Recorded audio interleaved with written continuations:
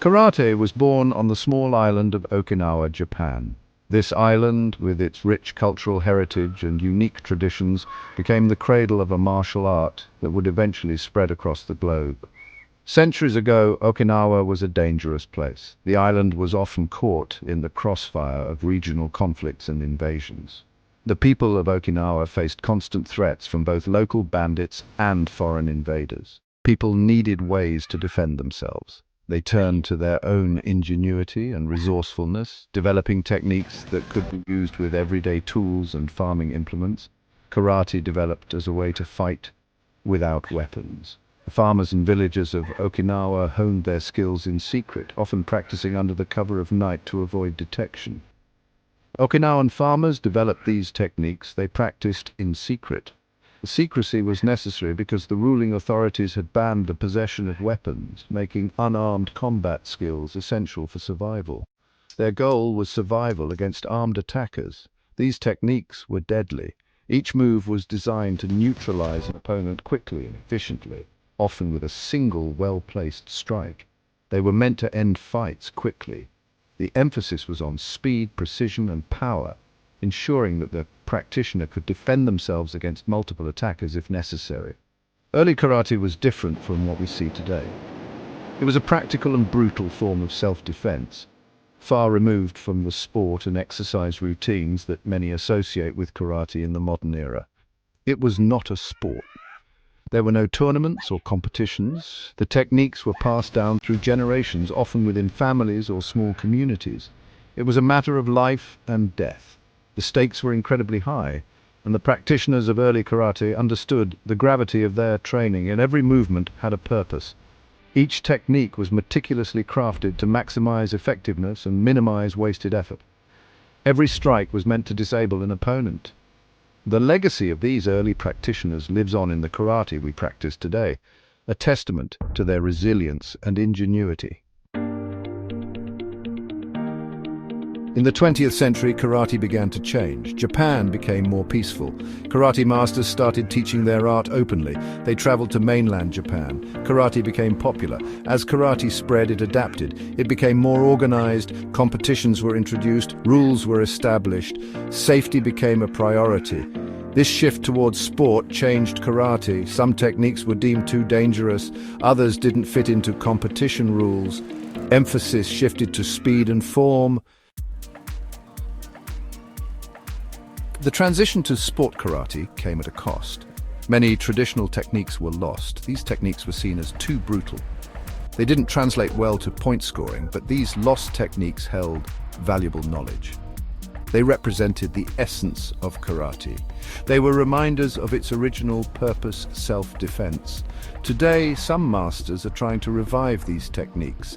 They believe these techniques hold important lessons. They teach us about the true nature of karate. Section 4: Hidden Palm Strike Power in Plain Sight. In the world of martial arts, there are techniques that are not immediately obvious to the untrained eye. These hidden techniques are often the most powerful, as they rely on the element of surprise and precision. One example of a hidden technique is the hidden palm strike. This move is a testament to the subtlety and effectiveness of martial arts. It is a technique that can turn the tide of a confrontation in an instant. This technique looks like a simple block. To the untrained observer, it appears as though the defender is merely protecting themselves from an incoming attack. But it hides a powerful strike within. The true power of the hidden palm strike lies in its deceptive nature. While the opponent is focused on the apparent block, the defender is already preparing to counterattack. The defender raises their arm as if blocking. This movement is designed to mislead the attacker, creating a false sense of security, but at the last moment, they unleash a palm strike. The sudden transition from defense to offense catches the attacker off guard, making the strike even more effective. The target is the attacker's throat or nose. These are vulnerable areas that can incapacitate an opponent quickly, ensuring the defender's safety. This technique is fast and unexpected. Speed and surprise are crucial elements in the effectiveness of the hidden palm strike. The hidden palm strike teaches us about deception. It is a reminder that in martial arts, as in life, things are not always as they seem. It shows how a simple move can hide a deadly attack. The beauty of martial arts lies in its ability to blend simplicity with complexity, creating techniques that are both elegant and lethal. It reminds us that karate is about more than just physical strength. It is a discipline that requires mental acuity, strategic thinking, and an understanding of human nature. The hidden palm strike is a perfect example of how power can be hidden in plain sight, waiting to be unleashed at the right moment. Section 5. Ghost foot kick, striking from the shadows. Another forgotten technique is the ghost foot kick.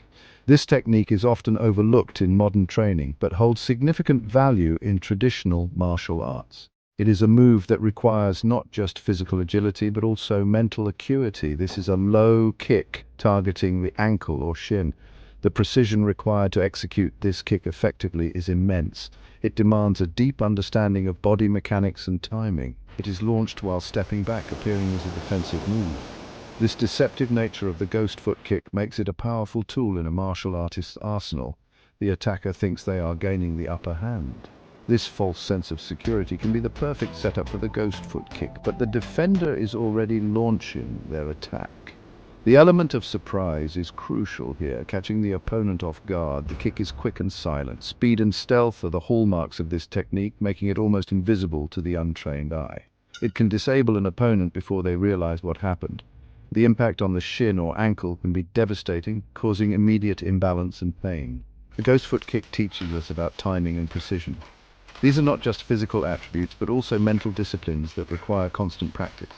It shows how to use an opponent's momentum against them. By understanding the flow of the fight, a practitioner can turn the tables in an instant.